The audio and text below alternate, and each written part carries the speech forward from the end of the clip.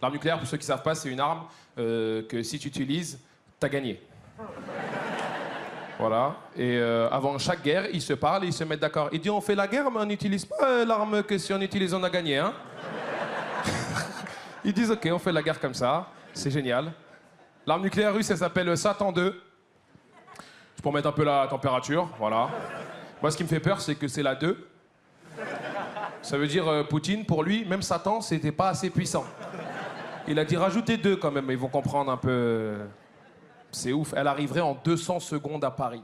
200 secondes. C'est à partir de ce moment-là que j'ai arrêté d'y croire. Parce que nous, à Paris, on a une arme qui est beaucoup plus puissante, qui s'appelle la Hidalgo 1. Et 200 secondes à Paris, même en prenant les voies de bus, c'est impossible. C'est fou 200 secondes, c'est vrai, c'est fou 200 secondes. Moi, je me demande qu'est-ce qu'on fait si on sait qu'elle arrive pendant 200 secondes. Qu'est-ce qu'on fait? Je suis sûr qu'il y a des gogoles qui vont essayer d'aller braquer la Fnac. T'es sûr les gens qui veulent braquer la Fnac? Tu sais, pour le monde d'après, ils vont lui dire vous avez de l'eau? Non, mais on a des PlayStation 5. 200 secondes, c'est fou. J'ai regardé si elle explose à Paris, cette bombe, elle explose dans un périmètre de 17 000 mètres carrés.